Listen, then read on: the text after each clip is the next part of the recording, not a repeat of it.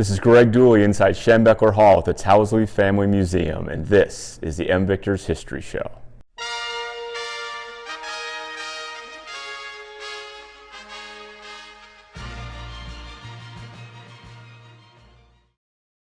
If you look at the Michigan football uniform over the years, I would say generally speaking, compared to, other programs, we really haven't changed our basic uniform that much over the years. Jim Harbaugh, since he's got here, we've really gone with the same look, the exception being the 2017 opener against Florida, where we wore the all-maize uniform. And then, of course, the decade before that, we had a few different alternate designs mixed in, the low light being the 2011 under the lights kind of alternative road uniform that we wore at the Michigan State game, the bumblebee kind of thing. And we had different looks, in those years. But you have to go way back to find anything really kind of weird that we did.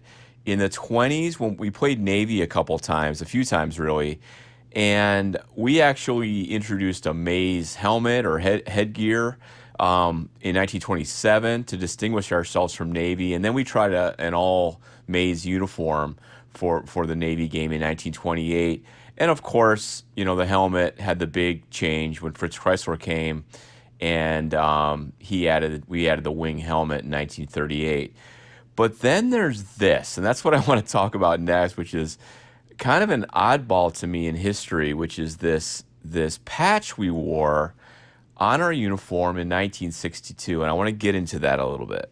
It was what we like to call this Wolverbear, or this snarling, it's supposed to be a Wolverine, I suppose, but it looks more like a bear with like a Navy sailor's hat, a small little hat, tilted to the side with a block M on it. You've seen it before. In fact, it's popular, obviously, on apparel and hats and stuff right now today, for good reason. It's kind of a cool little throwback logo, and people like it. But in 1962, we actually wore it on the uniform, on the shoulder, in the form of what looks to be just something they either sewed on or ironed on. I suppose they probably sewed it on back in the day. And as best I can tell, we started wearing it in the second game of the season, and that was a big game against a top 10 ranked Army team that came to town. But it wasn't limited to that Army game. We wore it on the road. Here we are wearing it at Michigan State. And what I really was trying to figure out is why. Why did we do this? And of course, the uniform nerd in me would like to think there was some strategy or plan and a reason why we wore it, some significance to it. But I don't know if there is, and I've been searching for it. I do know that, of course, it was introduced for the Army game, so that might suggest that it was worn either out of respect for or because of playing Army, but we wouldn't wear something with a sailor's hat. That's more of a Navy kind of logo. Of course, you could argue, well, maybe we were trying to stick it to Army by wearing a Navy kind of symbol, but that's not something that would be in the character of Bump Elliott or the players at the time. So I don't think that makes a lot of sense.